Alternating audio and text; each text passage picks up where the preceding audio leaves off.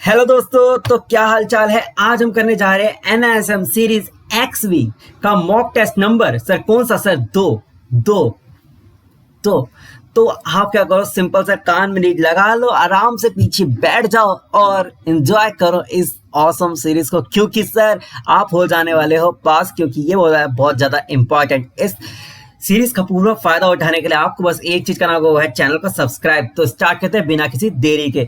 पहला question, a bond is issued at face value. Sir face value पे issue हो रहा है। सर फेस वैल्यू सर कितने पे? 100 पे। 100 पे सर ये बॉन्ड इशू हो रहा है and a coupon rate of 10%। Sir 10% coupon rate है, मतलब मैं बोल सकता हूँ सर इंटरेस्ट सर कितना मिलेगा? सर इसको 10 रुपए मिलेगा। The interest rate in the market has been increase subsequently. Sir market में सर इंक्रीज हो गया इसका रेट, तो आपको बताना है कि सर द बॉन्ड है is likely to quote at price above the face value, मतलब 100 रुपए से ज्यादा ट्रेड कर रहा होगा या उससे नीचे। मतलब लेट से अगर ज्यादा ट्रेड हो रहा होगा, फॉर एग्जांपल 10 मान लेते हैं, 110, ठीक है, और अगर कम हो रहा है इंक्रीज और डिक्रीज अगर कम पे ट्रेड हो रहा हो तो क्या रेट है? 90। आपको इंटरेस्ट तो दोनों केस में सेम ही मिलेगा, 10 रुपए। सर मेरे को एक बार बता दो कि इंटरेस्ट रेट कितना होगा इसका जब 110 पे ट्रेड हो रहा है और जब 90 पे ट्रेड हो रहा है।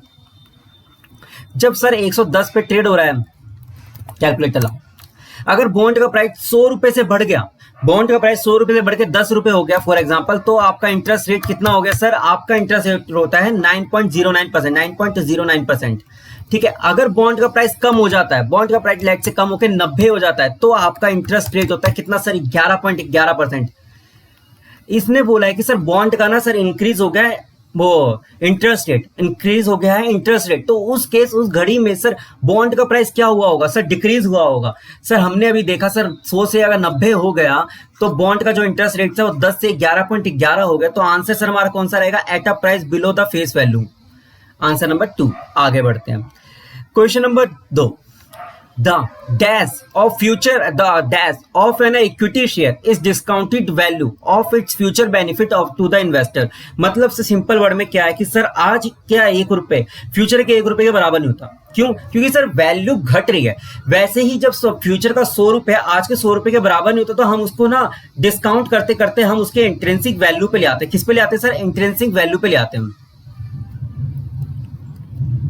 इंट्रेंसिक वैल्यू पे ले आते हैं। तो आंसर क्या होगा सर? इंट्रेंसिक वैल्यू इसका आंसर आएगा। इंट्रेंसिक वैल्यू का मतलब होता है सर जब हम फ्यूचर के मतलब बेनिफिट 100 रुपए अगर हमें मिलने वाले, तो उसके 100 रुपए की वैल्यू आज क्या होगी, उसके लिए हम उसको डिस्काउंट करते क्या आ जाते हैं, ठीक है, तो उसको बोलते हैं इंट्रेंसिक वैल्यू। मार्केट वैल्यू क्या होता है? जिस पर आज ये मार्केट में ट्रेड हो रहा है। फॉर एग्जाम्पल अगर ये सिल्वर का रिंग है तो इसकी मार्केट वैल्यू क्या होगी, ठीक है, तो वो आज की करेंटली के बारे में होता है। फेस वैल्यू आपने जानते हैं डिबेंचर का फेस वैल्यू या इक्विटी शेयर का फेस वैल्यू, ठीक है, तो हमारा आंसर रहेगा ए इंट्रिंसिक वैल्यू। इंट्रिंसिक वैल्यू का दोबारा मैं रिपीट करता हूं, अगर मैं फ्यूचर के किसी 100 रुपए को डिस्काउंट करते हुए आज के वैल्यू पे ले आऊं तो उसको बोलते हैं इंट्रिंसिक वैल्यू।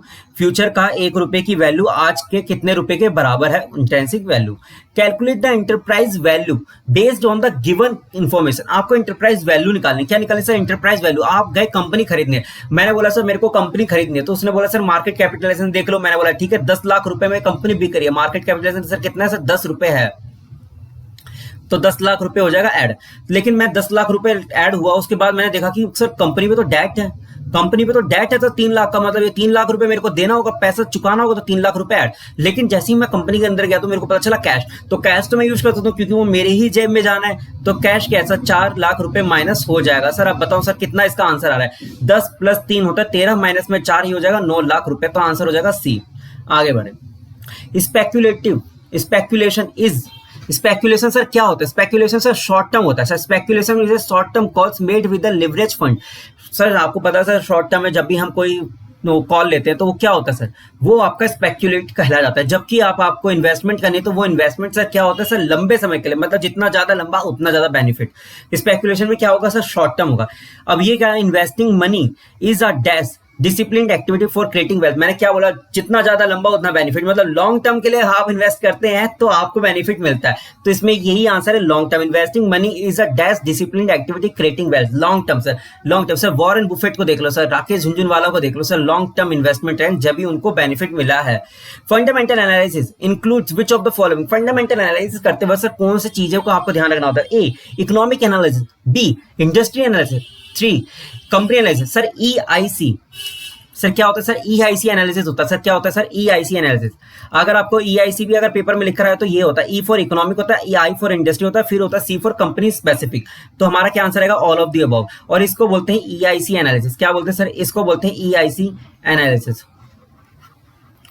अगर आपको डिटेल में जाना हो तो नीचे सर कमेंट कर देना, मैं सर आपका चैप्टर वाइज रिवीजन सीरीज लेकर आऊंगा, और चैप्टर वाइज रिवीजन सीरीज के साथ साथ चैप्टर वाइज एमसीक्यू भी लेकर आऊंगा। अगर आपको चाहिए तो बस नीचे चैनल के नीचे बस जाके इस वीडियो के नीचे कमेंट कर दो, अपने दोस्तों का शेयर कर दो, और चैनल को सब्सक्राइब कर दो। The time span over which price and volume are observe factor in the impact of long term factor that influence prices over a period of time. Obviously true sir, लंबे समय की विधि में ही हम देखते हैं किसी शेयर के बढ़ना चढ़ाव को। ट्रू। इन टेक्निकल एनालिसिस, टेक्निकल एनालिसिस क्या होता है सर, आज शेयर ऊपर गया नीचे गया तो हम कहते हैं अपना प्राइस की मूवमेंट, प्राइस की मूविंग एवरेज मूवमेंट को हम ध्यान में रखते हैं कि आज अगर प्राइस ऊपर गया है तो इसका मतलब है वो नीचे भी हल्का सा आएगा ही आएगा। हम बस टेक्निकल एनालिसिस कर रहे हैं, फंडामेंटल एनालिसिस नहीं कर रहे। टेक्निकल एनालिसिस हुआ है सर पास्ट के बिहेवियर के अकॉर्डिंग सर हम एनालिसिस करते हैं, चार्ट बनाते हैं, तो मूविंग एवरेज होता है सर। आंसर क्या होगा, increasing time period of a price chart नहीं sir, using liquidity parameter along with price नहीं, यूजिंग मूविंग एवरेज सर। किसका हम इस्तेमाल करते हैं, यूजिंग मूविंग एवरेज, तो सी आंसर हो जाएगा। आ गया। Focus of micro economic sir, micro economic का फोकस क्या होता है, is a factor that influence aggregate supply and demand in an economy. नहीं सर, ये तो मैक्रो इकोनॉमिक का होता है, such as unemployment rate, GDP sir, ये सब मैक्रो इकोनॉमिक का फैक्टर होता है सर। इसका आंसर फॉल्स रहेगा, ये macro economic. Two major influences, दो major influences the public policy in economy का, जो पब्लिक पॉलिसी के इफेक्ट करता है। टू मेजर पॉलिसी क्या है sir, government, central government, central bank या stock exchange government. Sir government तो फिक्स है सर, वो करते ही करता है इन्फ्लुएंस। अब आपको बताना सर स्टॉक एक्सचेंज होगा, सेंट्रल बैंक। सर मैं बताऊं सर, सेंट्रल बैंक, आरबीआई, इन सब की वजह से ये इन्फ्लुएंस करता है पब्लिक पॉलिसी को ज्यादा, ना कि स्टॉक एक्सचेंज। स्टॉक एक्सचेंज उसके बाद आता है, पहले बैंक आता है। तो हमारे पास दो ही ऑप्शन है, तो हम पहले इसको लेंगे, गवर्नमेंट एंड सेंट्रल बैंक। वही मैंने आपको एक ही चीज बता रहा हूँ, एक ही रिक्वेस्ट है, चैनल को सब्सक्राइब करो सर, आपको जब भी बेनिफिट मिलेगा। Thank you.